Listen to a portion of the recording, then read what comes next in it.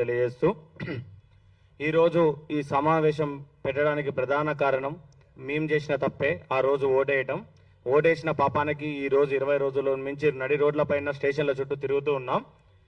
ఏ సిద్ధాంతాలతోటైతే Congress party అహింస అనే సిద్ధాంతంతో స్థాపించబడిందో ఈ రోజు తెలంగాణలో అహింసనే రాజ్యమేలుతున్నట్టుంది. ఎందుకంటే లాఠీ దెబ్బలు, లాఠీ ఛార్జీలు అంటే కాంగ్రెస్ పార్టీ సిద్ధాంతాలనే మూలాలని కూడా మర్చిపోతున్నారు. నేను నిన్ననే ఒక పేపర్లో చూసిన 1948లో కాంగ్రెస్ పార్టీని స్వతంత్రం వచ్చిన తర్వాత గాంధీజీ రద్దు చేద్దామని చెప్పాడు. ఎందుకు రద్దు చేయలేదు అని ఈరోజు నేను బాధపడుతున్నాను. ఆయన ముందుగానే చెప్పాడు. ఎందుకంటే కాంగ్రెస్ పార్టీ ఇలా వస్తే నిరుద్యోగులపైన లాఠీ చార్జీలు చేసి, ధర్నాలు చేస్తుంటే అరెస్టులు చేసి కేసులు పెట్టమని చెప్తుందేమనే ఉద్దేశంతో గాంధీజీ గారు ముందు చూపుతోటే కాంగ్రెస్ పార్టీని రద్దు చేయాలని చెప్పారనమాట. ఈ రోజు తెలంగాణలో ఇంకేం జరుగుతుందంటే 15 లక్షల మంది పోలీస్ అభ్యర్థులు ఆ రోజు మేమందరం కూడా ఇక్కడున్న స్టేజ్ మీద ఉన్న ప్రతి ఒక్కరు కూడా ఆ రోజు రేవంత్ రెడ్డి గారికి దేవుళ్ళు లాగా కనపడ్డారు. బస్సు యాత్రలు చేసేటప్పుడు కానీ, ధర్నాలు నిర్వహించేటప్పుడు కానీ వీళ్ళందరూ ఆ రోజు 30 లక్షలు ఇంటూ 3 ఓట్లు వేస్తే 90 లక్షల మంది ఓట్లు అవుతామని చెప్పారు. ఆ రోజు వీళ్ళందరూ దేవుళ్ళు లాగా కనపడ్డ వాళ్ళు ఈ రోజు క్వశ్చన్ చేస్తుంటే దయ్యాలలాగా కనపడుతున్నారు. అంటే నీకు ఓటేసిన తర్వాత ఒక రకంగా, ఓటేయిన తర్వాత ఒక రకంగా మాట్లాడుతున్నావు. ఒక్కరోజు దిల్సుఖ్ నగర్ వచ్చి పోలీస్ అభ్యర్థుల యొక్క కష్టాలు చూస్తే నీకు అర్థమవుతుంది. తల్లిదండ్రుల యొక్క పుస్తకాలు అమ్మి కోచింగ్ సెంటర్లలో కోచింగ్ తీసుకొని స్టడియాలలో వెన్నుముక అరిగేలాగా కూర్చొని జరుగుతున్న ఆ విద్యార్థులకు సమాధానం ఎవరు చెప్పాలి? ఒక స్టేట్కి ఒక హోమ్ మినిస్టర్ లేడు. ఒక డీజీపీ గారిని కలుద్దామంటే లోనకి రానియరు. ఒక మా బోర్డు చైర్మన్ ఎక్కడున్నాడో కనపడి సంవత్సరం అవుతుంది. అసలు మేము ఎవరిని కలవాలి? ఎవరిని అడిగితే ప్రశ్నిస్తారు. ఇప్పుడు మేము ఇక్కడ ఉన్న వాళ్ళం, రేపు బీజేపీ ఆఫీస్కి వెళ్తే మేము బీజేపీ కార్యకర్తలం, బీఆర్ఎస్కి వెళ్తే బీఆర్ఎస్ కార్యకర్తలం, కవిత దగ్గరికి వెళ్తే జాగృతి కార్యకర్తలం, కాంగ్రెస్ దగ్గరికి వెళ్తే కాంగ్రెస్ కార్యకర్తలం. అసలు నిరుద్యోగ అనేవాడు ఈ తెలంగాణలో ఏ పార్టీ కార్యకర్త అనేది ఒక రాజ్యాంగ సవరణ ద్వారా ఒక ఐడెంటిటీ కార్డు అని ఇవ్వాల్సిందిగా మేము ప్రభుత్వాన్ని ప్రశ్నిస్తున్నాం. 5 సంవత్సరాల అధికారం గాంధీ భవన్ లో పల్లి బఠానీలు అమ్ముకొని మా యొక్క రక్తాన్ని మీరు ధర్నాలు చేసినప్పుడు మేము కొబ్బరి బోండాలు మా రక్తం కరిగించి మీకు శావాలు కప్పితే ఈ రోజు మీకు అధికారం వచ్చిన తర్వాత మమ్మల్ని ఆ గాంధీ భవన్ మెట్లు కూడా ఎక్కనియట్లేదు. ఈ రోజు మీరు ఏసీ గదులలో అనుభవిస్తున్న అధికార మదం అనేది ఎవరు పెట్టిన భిక్ష అనేది మీరు ఆలోచించాలి. ఎవరితోటన్నా ఆడుకోండియా. నిరుద్యోగుల శవాల మీద రాజకీయాలు చేసి అధికారం చంపించవచ్చు. ఏ అస్తిత్వం కోసం అయితే తెలంగాణ వచ్చిన తర్వాత నిరుద్యోగులు ధర్నాలు చేస్తున్నారంటే ఇంకేం చేయాలి, ఇంకేం తెచ్చుకోవాలి అంటే తెలంగాణని ఇప్పుడు దక్షిణ తెలంగాణ, ఉత్తర తెలంగాణ, హైదరాబాద్ అని 3 జోన్లు చేసి పారంగేశారు. ఏం చెప్పాలి? ఎవరికి సమాధానం చెప్పాలి? 5,000 పోస్టులు వేస్తా అంటున్నావు నువ్వు. 5,000 పోస్టులలో 9 రకాల కేటగిరీలు ఉంటాయి.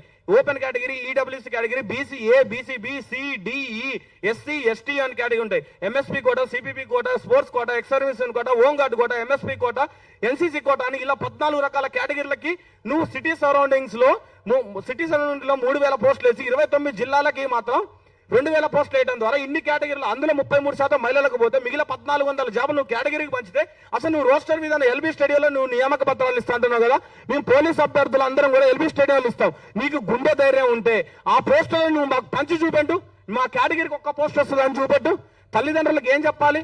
నడు వంగేలాగా స్టడీ చైర్లో కూర్చొని చదువుతుంటే నువ్వు ఒక్క పోస్ట్ కూడా మా కులానికి రాకపోతే నీకేం చేయాలి?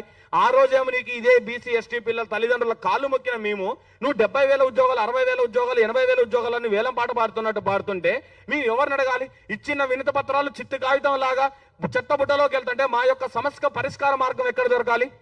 ఎవరిని అడిగితే సమస్య పరిష్కార మార్గం దొరుకుతుంది? అర్ధాకలితోటి ఉంటున్నాం కదా. మేము గ్రామీణ ప్రాంతాల్లో వచ్చిన నీకు సిటీలో ఒక్క ఓటు రాలే. వచ్చిన మహబూబ్ నగర్, నల్లగొండ, ఖమ్మం, వరంగల్ జిల్లాలలో 48 సీట్లు వచ్చి నీకు అధికారంలోకి రావడానికి వచ్చిన మేము గంపెడి ఆశలతోటి ఇంటి దగ్గర నుంచి బియ్యం మూటలు ఎత్తుకొని రూములకు వచ్చి స్టడియాలలో ఇక్కడ రూములు తీసుకొని ఉంటుంటే నువ్వు ధర్నా చేస్తున్నావు అని చెప్పి మమ్మల్ని అర్ధాకలితోటి స్టేషన్లలో పెట్టి ఉదయం 6 గంటల వరకు అన్నం పెట్టకుండా రూములలో తోలి మేము అరెస్ట్ అయిన వీడియోలు నువ్వు ఇంటి దగ్గర తల్లిదండ్రులు చూసి గుండెలు పగులుతుంటే దానికి సమాధానం ఎవరు చెప్పాలి? ఓటేసిన పాపానికి మమ్మల్ని కన్న తండ్రుల యొక్క కడుపు కోతను నువ్వు మిగిల్చడానికి చేస్తున్నావా ఈ ప్రయత్నం? ఏ పాపం చేశామని మేము స్టేషన్ల చుట్టూ చిప్పించే ప్రయత్నం చేస్తున్నాం? దయచేసి జీవో నెంబర్ 46 రద్దు చేయాలి. అలాగే 15,000 పోస్టులు పైగానే నోటిఫికేషన్ ఇవ్వాలి. అలాగే ఏజ్ రిలాక్సేషన్ 36 సంవత్సరాలు ఇవ్వాలి. ముందుగా బోర్డు చైర్మన్ తొలగించండి అయ్యా. స్టేట్కి ఎవరినో ఒక హోమ్ మినిస్టర్ పెట్టండి. మా మిత్రుడు అన్నట్టు ఎవరో ఒకరితో చర్చలు మాట్లాడండి. మాకు ఎక్కడి నుంచి వస్తాయి డబ్బులు? హాస్టల్ ఫీజులు కట్టుకోవడానికే డబ్బులు. ఇలా 20 రోజుల నుంచి నరకయాతన పడుతూ తిరుగుతున్నాం. మా వర్షంలో కనీసం వర్షంలో తడుస్తూ మా ఇందిరాన్నని గుంజకు వెళ్ళారు, ఇప్పటికి 5 కేసులు పెట్టారు పోలీసు అభ్యర్థి. ఆ కేసులు ఎలా తీపించుకోవాలి ఇందిరానాయక్ అన్న మీద? ఇప్పుడు ఆ కేసుల పరిస్థితి ఏమిటి? ఆయన ఉద్యోగాలు పనికి రావద్దా? మమ్మల్ని ఆ స్టేషన్లో లేచి ప్రెస్ మీట్లో పోకుండా ఇబ్బంది పెడుతుంటే దానికి కారణం ఎవరు? అధికారం ఎవరికైనా 5 సంవత్సరాలే ఉంటుంది, కానీ మనిషి చచ్చేంత వరకు ఓటు హక్కు అనేది ఉంటుంది. నీకు 5 సంవత్సరాల వరకు అధికారం వచ్చింది. ఆర్టికల్ 326 ప్రకారం మా ఓటు హక్కును మరలా నీ మీద ఎలా ప్రయోగించాలో మా అందరికి తెలిసిన విషయమే. దయచేసి we honourable request CM Revanth Reddy garu, ఈ రోజు జరిగే డీజీపీ ఆఫీస్ లో అఫీషియల్ మీటింగ్ జరుగుతుందని మా అందరికి తెలిసిన విషయమే. ఈ రోజు జరిగే అఫీషియల్ మీటింగ్ లో ఐ రిక్వెస్టెడ్ సార్, తెలంగాణలో ఉన్న 15 లక్షల మంది గ్రామీణ ప్రాంత విద్యార్థుల పైన రిక్వెస్ట్ చేస్తున్నాం, దయచేసి మా యందు దయ ఉంచి ఆ మీటింగ్ లో మంచి నిర్ణయం తీసుకొని మాకు మంచి శుభవార్త చెబుతున్నానని విజ్ఞప్తి చేస్తూ థ్యాంక్ యూ సార్. నవీన్